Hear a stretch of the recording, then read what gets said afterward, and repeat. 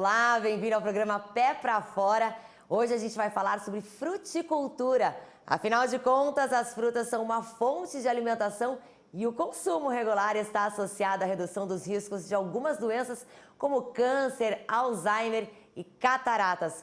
Mas qual a importância econômica da fruticultura? Hoje eu estou aqui com Gustavo Reis, analista de competitividade do Sebrae Nacional. Gustavo, bem-vindo ao nosso programa. Eu que agradeço a oportunidade de estar aqui e falar sobre um setor super importante para a economia brasileira e principalmente para os pequenos negócios desse país.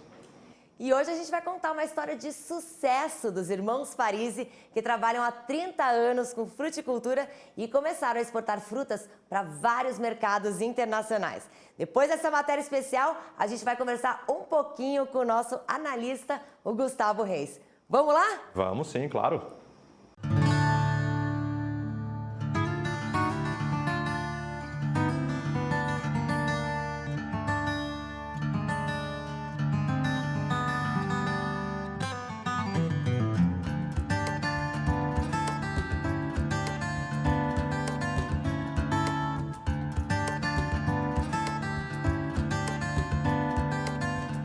Meu pai, ele herdou isso do pai dele, né?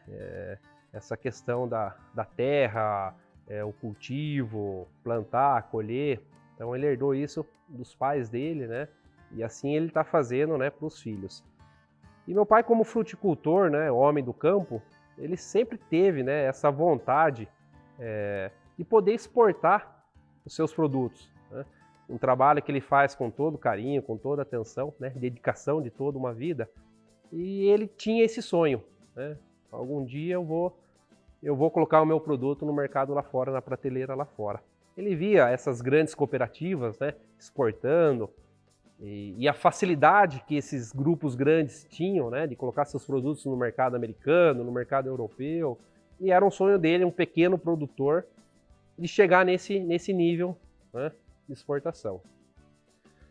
Só que ele, tendo que cuidar de tudo, né, produção, comercialização interna, né, e com o passar do tempo os filhos foram crescendo, né, e ele viu isso nos filhos, né, essa possibilidade dos filhos ajudar, né, com a parte comercial para expandir.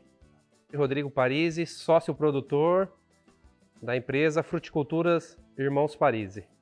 Então, eu sou a quarta geração, tá, de uma família que trabalha a vida inteira com agricultura. Então, é passando de pai para filho a questão do trabalho com a terra e a produção de frutas, legumes, verduras.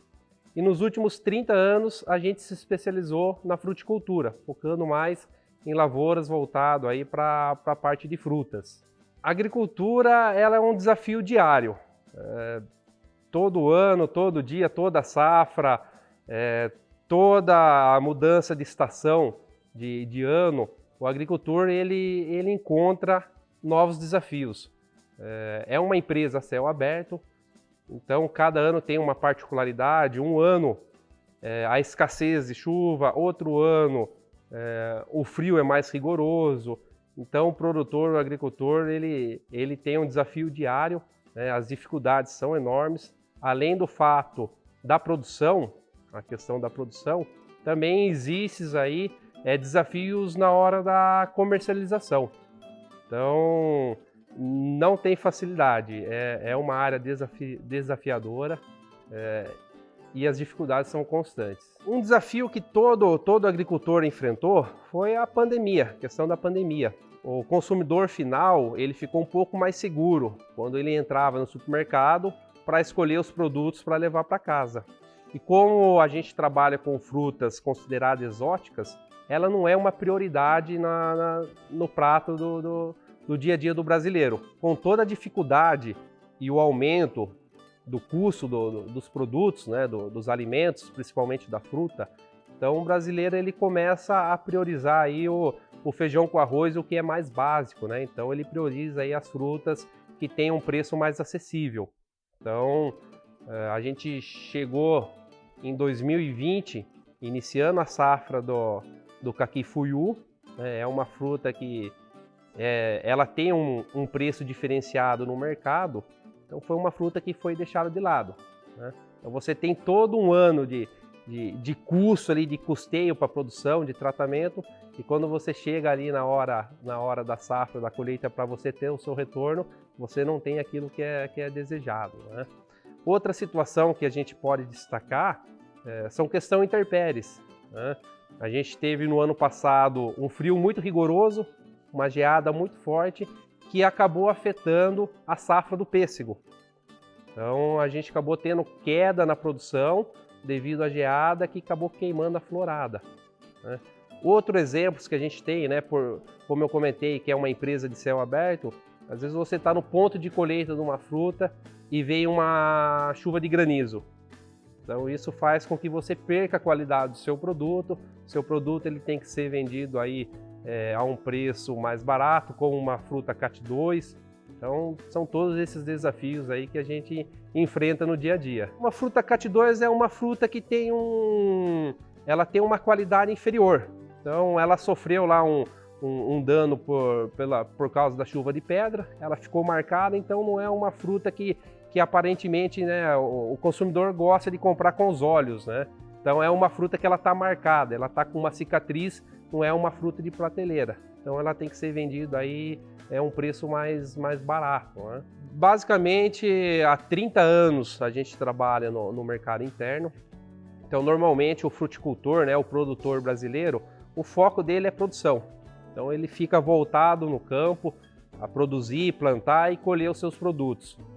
E raramente algumas famílias conseguem desenvolver a parte comercial junto, né? Normalmente de praxe é o produtor produzir e encaminhar a sua produção, sua fruta, ou legumes ou a verdura para o interposto, né, para o Ceasa em São Paulo ou qualquer outro interposto de alimentos da região, né? Alguns produtores, quando tem ainda a família ali junta, unida, que conseguem trabalhar, eles conseguem ter mais pessoas para desenvolver essa área comercial. E a gente assim o fez. Então, o meu irmão ele cuida da parte de vendas internas. A gente tem uma firma dentro do Ceasa em São Paulo, né, há 30 anos, e lá a gente abastece as redes de supermercados do estado de São Paulo. Outros estados também vêm comprar com a gente, Espírito Santo, Minas, Brasília. Então, praticamente a nossa fruta ela acaba indo para todas as redes de supermercados do Brasil. Em 2018, surgiu um programa entre o Sebrae. O Sebrae foi procurado pela Câmara de Comércio Brasil-Canadá, isso em 2018. A Câmara de Comércio Brasil-Canadá sabia que o Sebrae tem uma parceria forte com os produtores da região, então buscou auxílio do Sebrae para chegar a ter acesso a esses produtores. E eles precisavam, na verdade, da fruta temoia. Na época era a safra da temoia, o mercado canadense estava com essa demanda, com essa necessidade da temoia. Foi quando o Sebrae notificou a gente, né, veio avisar, falou: Rodrigo, vocês têm aí uma possibilidade aí de estar exportando seus produtos para o mercado canadense. Então o Sebrae ajudou a gente a dar esse primeiro passo.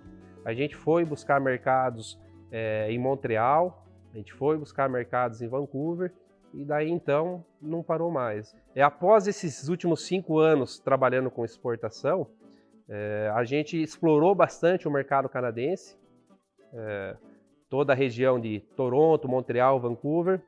Posteriormente a gente começou a exportar também para a Europa, alguns países da Europa. Só que a gente tinha muita dificuldade para acessar o mercado árabe, né? O mercado de Dubai, o mercado do Kuwait, o mercado de Catar, e a gente não conseguia ter acesso a esses clientes. Então foi quando a gente ficou sabendo que teve a GoFood esse ano, que foi uma parceria entre a CNA, né, que é um projeto do AgroBR, e a gente foi convidado, a gente foi selecionado para participar dessa feira.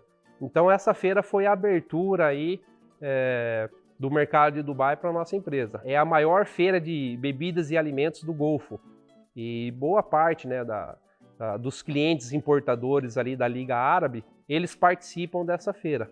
Então foi fundamental para a gente ter ido participar dessa feira. A fruticultura ela emprega bastante tecnologia, desde a parte de mudas, a produção de mudas, com novas variedades, a questão do tratamento, adubos, com liberação lenta, né, adubo granulado, que faz com que a fruta tenha longevidade, que tenha uma maior resistência. Então a gente emprega tudo isso na propriedade, né? A fruticultura ela exige esse investimento em tecnologia. Toda a propriedade ela é documentada, cada talhão tem a sua plaquinha, dizendo o que é a variedade, a quantidade de plantas que tem na área, a data do plantio. E a gente tem aqui um semáforo dizendo como que está o posicionamento da quadra no momento.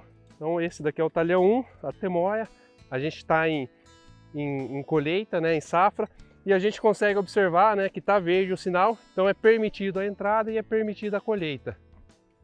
Então aqui a gente consegue observar, né, as frutas, a temoia. A gente tem todo o pomar iscas, né, que é para fazer o controle biológico de pragas. A fruticultura, diferente de outras culturas, ela exige um número grande de pessoas para trabalhar. Porque basicamente, o ano inteiro, a gente precisa de pessoas estarem cuidando ali da planta.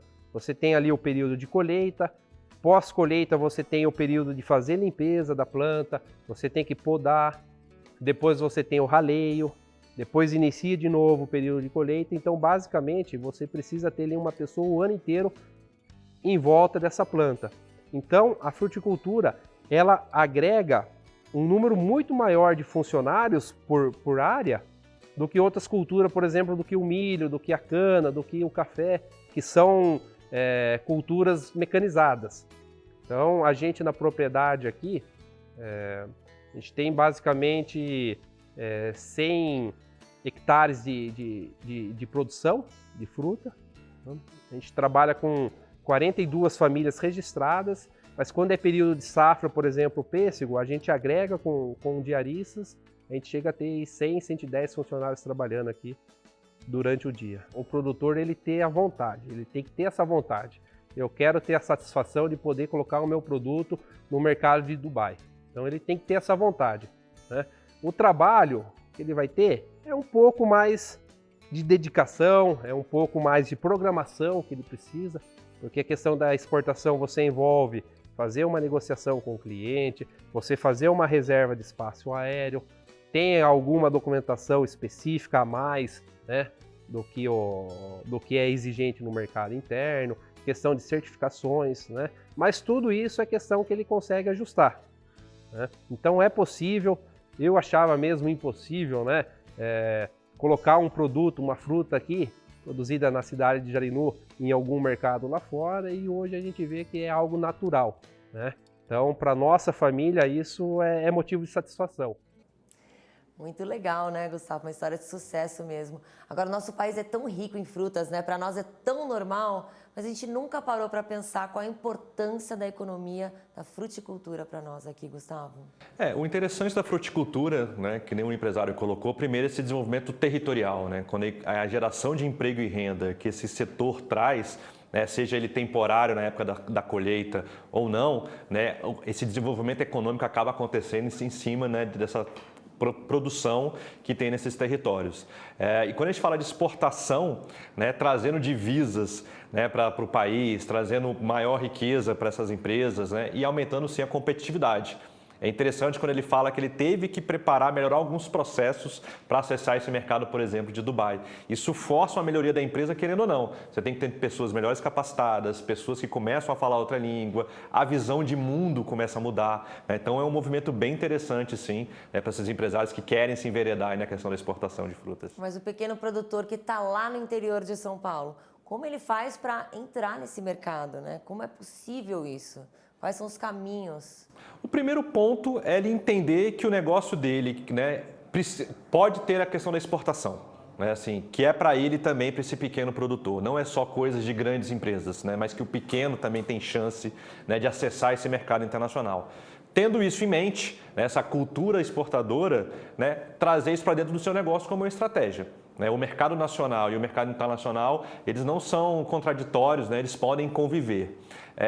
O segundo ponto seria identificar no seu território as entidades que podem ajudar nesse processo, né, como o Sebrae, como o Senar, né, que conseguem trazer ali nessa questão do seu planejamento, na questão das melhores práticas de produção, né, dos melhores insumos, né, melhorando sim essa produção. Então, ele atentando, né, que é possível, né, ele se convencendo a sua equipe que é possível, sim, ele tem todas as condições de acessar esse mercado internacional.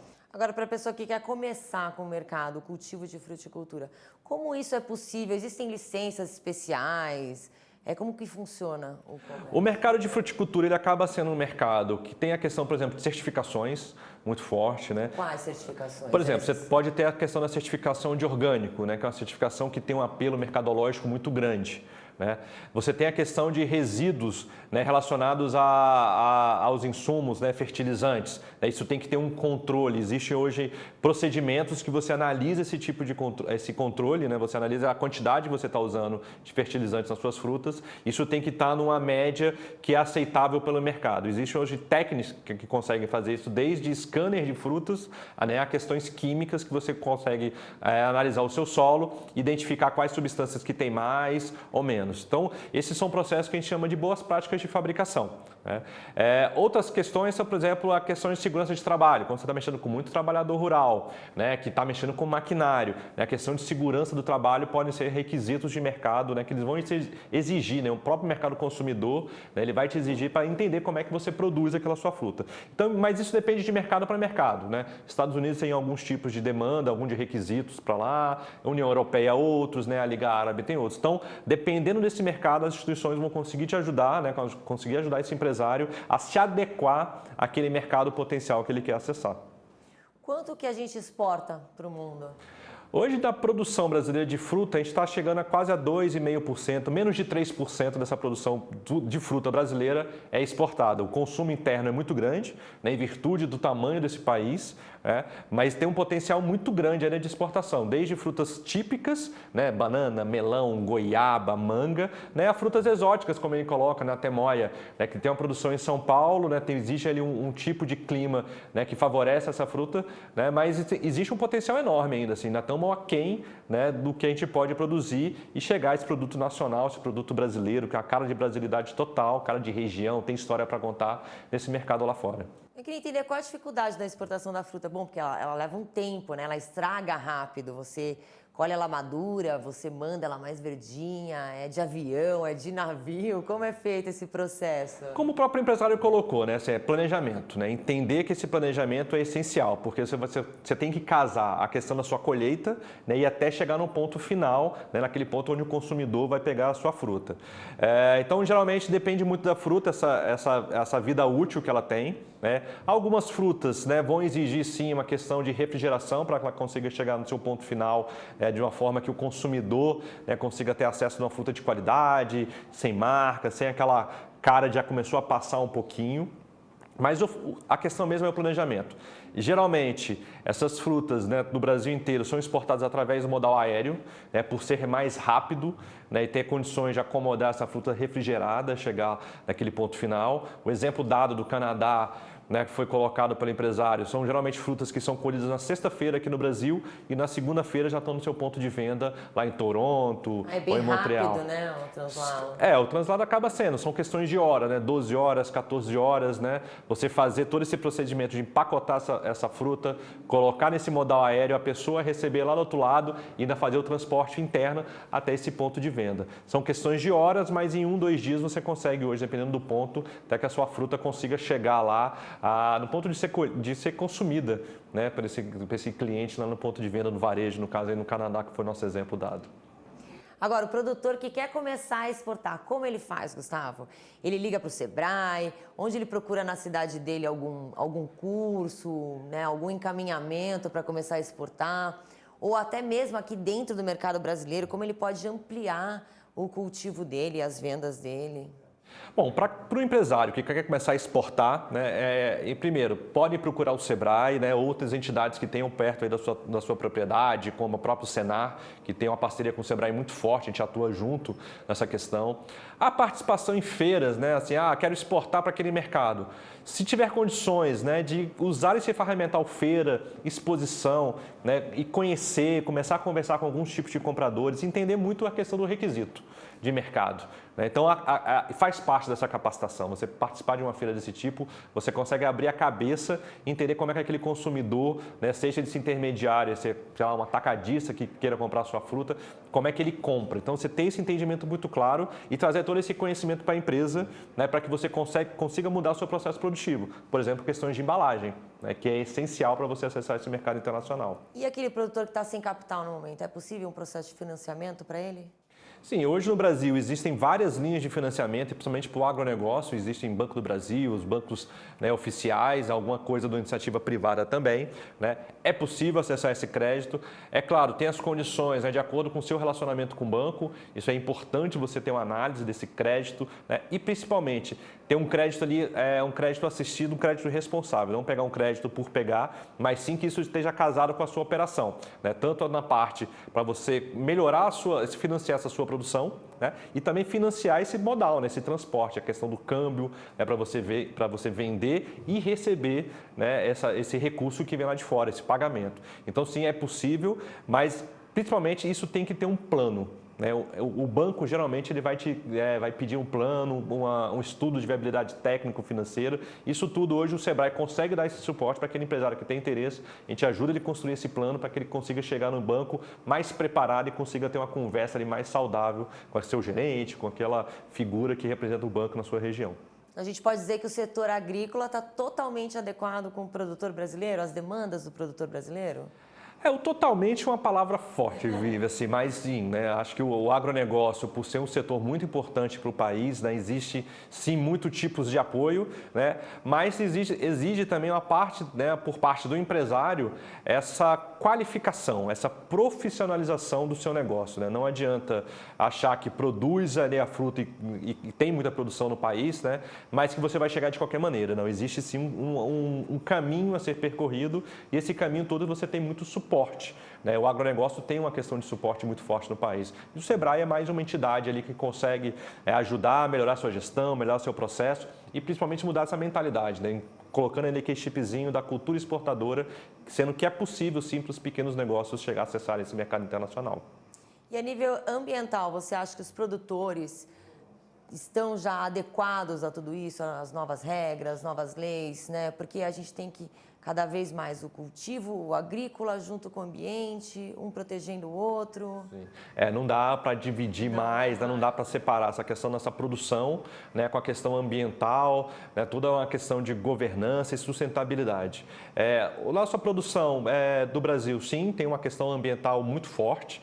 Né? É claro que temos muito a avançar ainda com relação a isso, mas o mais importante quando a gente está falando dessa questão vinculada à produção de fruta e exportação é porque o comprador ele quer saber disso. Ele quer saber se aquela fruta está sendo produzida em qual região, que tipo, né, de trabalho está sendo empregado na produção daquela fruta, né, que tipo de remuneração está sendo dada. Quando você olha a questão de comércio justo, a União Europeia tem uma visão um pouco mais apurada com relação a isso. Né?